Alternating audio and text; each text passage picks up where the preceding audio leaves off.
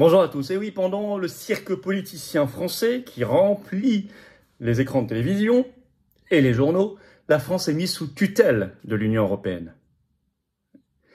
De fait, avec un ministre de l'économie, Bruno Le Maire, qui s'enfuit en Suisse, avec des démentis de son entourage, vous allez voir, pas clair du tout. On va revenir sur cette info balancée par le Canard enchaîné qui était étayée, mais ce calendrier qui interroge. Est-ce la vraie raison de la dissolution de l'Assemblée nationale? On en a parlé depuis le début. Anticiper cette mise sous tutelle, vous allez voir que le FMI aussi s'en mêle, dans le même sens. Et faire le sale boulot à quelqu'un. Des noms qui ont été avancés récemment pour être Premier ministre laissent penser ça.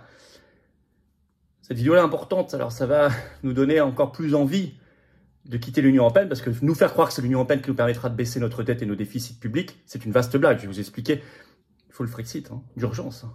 On ne s'est pas battu depuis des siècles et des siècles pour finir sous tutelle et en cage, pour être un pays, une nation, un peuple sous tutelle et en cage. En tout cas, moi, je ne l'accepte pas, les patriotes ne l'acceptent pas, ils ne l'accepteront jamais. Nous voulons aller vers notre indépendance, notre libération, c'est-à-dire un avenir et une espérance. C'est ça notre combat.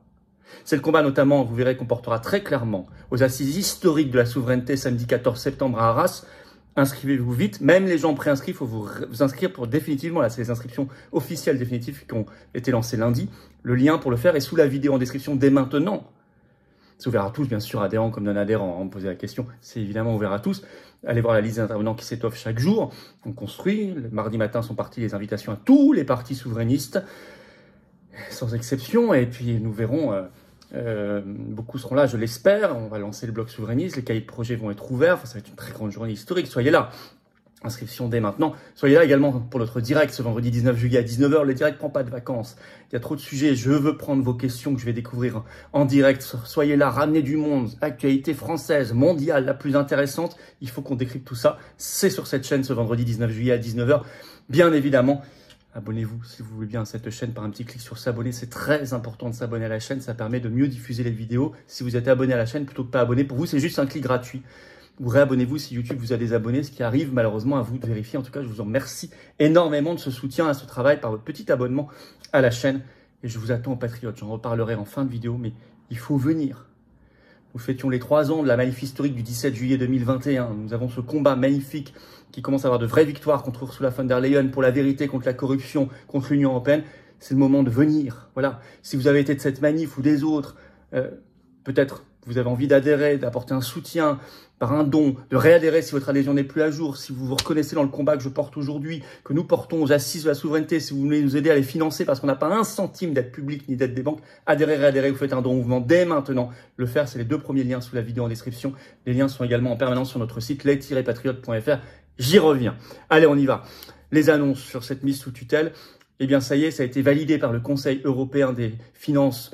Donc ça s'appelle l'ECOFIN, ce 16 juillet, qui a validé la procédure pour déficit public excessif qui avait été ouverte par la France, contre la France, par la Commission européenne depuis le 19 juin dernier, contre la France et d'autres pays, Italie, Belgique, Hongrie, Pologne, Slovaquie, Malte. Et ça y est, la dépêche a titré ce 17 juillet, la France officiellement poursuivie par l'Union européenne. Je cite toujours, la procédure contraignante est enclenchée contre la France. Pourquoi? Évidemment, pour non-respect du pacte budgétaire européen qui s'applique le nouveau depuis le 1er janvier dernier. On avait alerté sur cette chaîne avant, on va en reparler, avec... Évidemment, ça va se traduire par des choses très concrètes. C'est pour ça qu'il faut qu'on en parle, cette mise sous tutelle. De fait, des obligations imposées par la Commission européenne. Alors, c'est expliqué par un article de Public Sénat ce 16 juillet. Je vais vous lire un premier extrait. Sous procédure de déficit excessif, la France va devoir présenter à la Commission européenne un plan budgétaire structurel. Le premier, ce sera en septembre, là, dans quelques semaines, qui est une loi de programmation pour les 4 prochaines années, dans laquelle la France s'engage à diminuer son déficit de 0,5% de PIB chaque année. C'est considérable. Explique Andreas Heysel, qui est chercheur en politique économique européenne à l'Institut Jacques Delors. Bruxelles pourra également, je cite, formuler des recommandations de réforme et d'investissement pour que Paris atteigne ses objectifs budgétaires. Vous savez ce qu'il y a derrière le mot réforme en langage bruxellois, c'est notamment l'assurance chômage, une nouvelle réforme des retraites, etc. Sinon, qu'est-ce que ça veut dire d'autre? Ça veut dire qu'on doit faire, ça a été évalué par un institut spécialisé qui s'appelle Bruegel. Euractiv avait sorti un article dont on a parlé le 21 septembre 2023 qui est toujours en ligne. Le titre, la France serait contrainte de faire 30 milliards d'euros d'économies par an. Ce que Bruegel, l'institut, qui est pourtant pas un institut souverainiste, qualifie, je cite, d'ajustement complètement irréaliste, tellement ce serait brutal. Et en plus, c'est pas fait au nom du bon sens budgétaire, c'est fait sous pression allemande, ce qu'explique Bruegel. Je vous cite l'extrait d'article d'Euractiv. Selon les calculs de l'Institut Bruegel, la raison première derrière les coupes budgétaires si drastiques n'est pas que la dette française serait jugée insoutenable. En réalité, le gouvernement français ne devrait réduire ses dépenses qu'en raison de critères numériques ajoutés par la Commission européenne sous la pression du gouvernement allemand. Et en plus, donc il y a engagement austéritaire très fort, on va y revenir, des réformes exigées par l'Union européenne, et en plus on risque une amende très lourde. Je vous cite un extrait de Public Sénat. La France pourrait se voir infliger une amende jusqu'à 2,7 milliards d'euros par an. Si un État membre placé dans cette procédure montre clairement sa volonté de ne pas respecter le pacte de stabilité, les instances européennes pourront lui infliger une amende pouvant aller jusqu'à 1% de sa richesse nationale. C'est considérable, soit 2,7 milliards d'euros pour la France. Rappelle le chercheur, il y a une erreur, il y a une coquille dans l'article, c'est pas 1, c'est 0,1. 2,7 milliards d'euros, c'est considérable par an. Faites le compte sur 4 ans, ça fait plus de 10 milliards d'euros. D'amende, rien que d'amende, donc complètement improductif. Donc ça, vous voyez, tout ça, austérité, les réformes exigées, les amendes, ça s'appelle une mise sous tutelle de fait. Au même moment d'ailleurs, le commissaire européen à l'économie menace la France. On n'a pas beaucoup parlé puisqu'on est occupé par la politique aérienne en France. RFI, 15 juillet, il a fait un article, le titre « La France a besoin d'un ajustement budgétaire », estime le commissaire européen à l'économie. Je vous cite un petit extrait de l'article. Il est clair qu'il y a un besoin d'ajustement budgétaire en France et dans les autres pays ayant une dette élevée, a estimé le 15 juillet le commissaire européen à l'économie, Paolo Gentiloni, avant une réunion des ministres des Finances de l'UE à Bruxelles qui a donc eu lieu. Il estime par ailleurs, je cite, possible et nécessaire de réduire les déficits publics. Et on sait de quelle manière. Alors, le FMI met son grain de sel.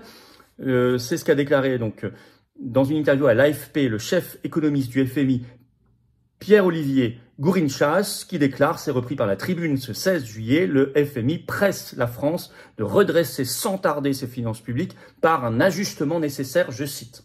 Même mot que la Commission européenne. Ça ressemble furieusement à la Troïka qui s'est appliquée en Grèce dans les années 2010. FMI, Commission européenne, rôle de l'Allemagne, ça ressemble furieusement. Concrètement, ça veut dire quoi, ces mesures qui vont devoir être prises?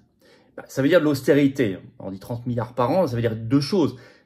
Des coupes budgétaires et des augmentations d'impôts et de taxes.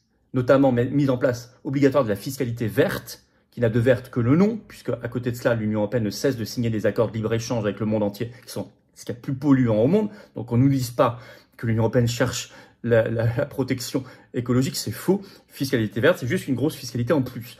Et des restrictions de liberté. Augmentation des taxes, mais ça a commencé. Regardez le régime des auto-entrepreneurs, on n'en parle pas beaucoup. Le taux de cotisation sociale, mais ça y est, il augmente. Le taux global, depuis le 1er juillet 2024, sur 3 ans, il va augmenter, passant de 21,1% à 23,1% jusqu'au 31 décembre prochain, puis 24,6% jusqu'au 31 décembre 2025, puis 26,1% à partir du 1er janvier 2026. Donc une augmentation de 5 points en 2 ans. C'est considérable, en partant de 21,1% de taux global. Donc ça a commencé, largement. Mais ça veut dire aussi des coupes budgétaires, privatisation de services publics, la grande braderie du patrimoine national, notamment le mobilier de l'État, le mobilier de la nation qui est vendu à fond, suivez ça. Les pensions qui sont gelées, la santé, la fermeture de lits à l'hôpital, etc. à la grecque. Est-ce que c'est l'explication réelle de la dissolution de l'Assemblée nationale? Aller vers un gouvernement technique pour appliquer ça, cette Europe à la schlag, avec la complicité des dites oppositions, ça y ressemble beaucoup. Regardez, quand le PS, on en a parlé avec Aldo Stéron en entretien, si vous n'avez pas vu la vidéo, allez la voir sur ma chaîne, c'est un entretien que je juge vraiment passionnant. On en a parlé, mais je le redis, quand le PS, PCF et Verts proposent le 15 juillet le nom de Laurence Tubiana pour Matignon, elle a le parfait profil pour le gouvernement technique. Elle coche toutes les cases mondialistes Elle serait parfaite pour ça. Puis en plus, elle n'a pas de responsabilité politique. On nous dit c'est la société civile. Quand on vous dit on va aller chercher quelqu'un de la société civile, voyez-y un grand piège. Hein. Non pas que je veuille valoriser la caste politicienne, mais souvent ça veut rien dire la société civile. Ça veut juste dire qu'on va vous mettre quelqu'un pour appliquer, sans responsabilité politique pour le coup, un programme unique, le programme unique du FMI et de Bruxelles, de mise sous tutelle. Alors pendant ce temps-là, notre ministre de l'économie depuis 7 ans, là, Bruno Le Maire, se sauve en Suisse. Révélation du Canard enchaîné ce 16 juillet, où il irait carrément s'installer en Suisse pour travailler à l'école polytechnique de Lausanne. Il était d'ailleurs en déplacement en Suisse le 2 juillet dernier, alors officiellement pour soutenir le candidat aux législatives pour cette circonscription des Français de l'étranger, mais tout le monde avait trouvé ça déjà assez bizarre. Il faisait du repérage. Alors, vous savez, son entourage a démenti, mais mollement, et c'est pas clair. Je vais vous lire le démenti, ça a été repris dans le journal suisse Le Temps ce 16 juillet. Écoutez bien chaque mot. Sollicité par l'AFP, le cabinet de Bruno Le Maire affirme que le ministre ne quittera pas la France. Ce qui est écrit dans le Canard est faux, les mots ont leur importance. Donc ça veut dire qu'il faut peser les mots, donc c'est-à-dire qu'il y a quand même des choses. Selon ce cabinet qui insiste sur la différence entre aller travailler à l'étranger et quitter le pays, dans Libération, l'entourage du ministre précise, plusieurs options sont sur la table, rien n'est signé avec personne à ce stade. En tout état de cause, il aime la France, il ne la quittera pas. C'est pas clair, c'est pas encore fait, c'est pas encore signé, il y a plusieurs options, il faut bien écouter les mots. Bref, un démenti qui est tout sauf clair. Si c'était juste démenti, on dirait non, c'est faux, point barre, on passe à autre chose. C'est pas ce qui est dit du tout. Donc c'est vrai, ou à moitié, ou aux 3/4, ou 90% vrai. Je signale qu'avant même le Canard enchaîné, la Tribune avait déjà sorti cette info de Bruno Le Maire en Suisse, mais en disant qu'il allait travailler au Forum économique mondial de Davos. Info de la Tribune. On ne serait pas étonné. C'est quand même, en tout cas, c'était terrible. On fait le sale boulot, on détruit la France, après on se sauve en Suisse, quoi. Pays, je le signale d'ailleurs, hors euro et hors Union européenne. Pour celui qui n'a cessé de vendre et de vanter ces choses-là. Vous voyez, qu'on nous dise que l'Union européenne et l'euro creusent, nous permettent de réduire, grâce à ça au moins, ça va permettre de réduire le déficit et la dette. Ça ne fonctionnera pas comme ça. Ça, c'est jeter de l'argent dans un trou sans fond. De toute façon, on sera rattrapé par les taux d'intérêt. C'est pas comme ça qu'on s'en sortira. C'est en créant de la richesse, c'est en changeant de modèle économique, en réindustrialisant la France, en ayant un vrai système agricole qu'on pourra s'en sortir. L'Union européenne et l'euro creusent notre déficit public et notre dette considérablement. D'abord, en nous piquant 15 milliards d'euros par an, c'est la contribution budgétaire. La France donne chaque année 15 milliards en plus au budget européen qu'elle en reçoit. Donc déjà, ça creuse les déficits et la dette considérablement chaque année. Et puis, il y a le coût de l'euro qui nous a désindustrialisés, donc qui coûte énormément en termes de dette, de déficit. Et puis, il y a le coût de l'Ukraine. L'Union européenne nous ponctionne de l'argent pour le donner chaque mois à l'Ukraine. Ça fait des déficits en plus, de la dette en plus. Donc, vous voyez, ça nous coûte. Puis tout le reste. Le Frexit est plus que jamais indispensable au nom de notre sauvegarde et de notre souveraineté, je dirais même de dignité de peuple. On ne s'est pas battu. Nos aïeux ne sont pas morts pour la France, pour qu'on soit sous cage, pour qu'on soit sous tutelle. Je n'accepte pas que notre peuple, un grand peuple, soit sous cage, sous tutelle. Je n'accepte pas que nous soyons réduits en esclavage, appauvris, tiers-mondisés, pendant que certains de nos revendiqués, autoproclamés maîtres, entre guillemets, eux se la coulent douce et en profitent et s'enrichissent sur notre dos. Je ne l'accepte pas, les patriotes ne l'acceptent pas.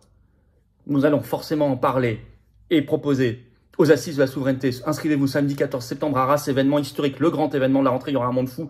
Tardez plus à vous inscrire, y compris si vous avez été préinscrit. Il faut vous inscrire définitivement maintenant, confirmé. Sous la vidéo, en description, le lien pour le faire est là. Ne tardez plus. Direct, vendredi 19 juillet à 19 h sur cette chaîne. Soyez au rendez-vous, ça va être un très gros direct et je prendrai toutes vos questions en direct. Les assises comme les directs sont ouverts à tous, adhérents comme non-adhérents, je le reprécise.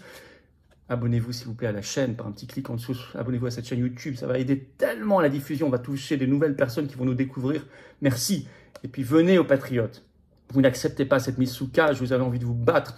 Vous étiez dans les grandes manifs pour la liberté et celles que nous avons organisées, que nous organiserons. On fêtait hier les 3 ans de celle du 17 juillet 2021, historique, 100 000 personnes à Paris et partout en France grâce aux patriotes. Et on faisait l'union sacrée et on le continuera de le faire, de plus en plus large. Alors soutenez ce combat, alors soutenez notre combat, alors rejoignez-nous, alors rejoignez des belles valeurs, alors battez-vous pour nous-mêmes, nos enfants, nos petits-enfants, notre pays, notre humanité libérée. C'est ça les patriotes, mais je vous attends, je peux rien faire sans vous. Littéralement, on n'a pas un centime d'aide publique.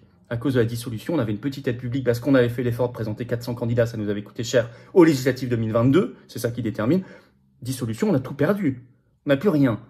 Et puis, on n'a pas d'aide des banques, pas d'aide des médias, mais on est là, plus grand mouvement souverainiste de France, grâce à vous. Alors c'est le moment de venir, de soutenir. Vous pouvez adhérer, réadhérer, et vous serez dans une grande famille dès maintenant par le premier lien qui est sous la vidéo en description. Ce lien est également en commentaire épinglé, une petite fiche sur l'écran maintenant, et dans quelques secondes, un lien sur l'écran.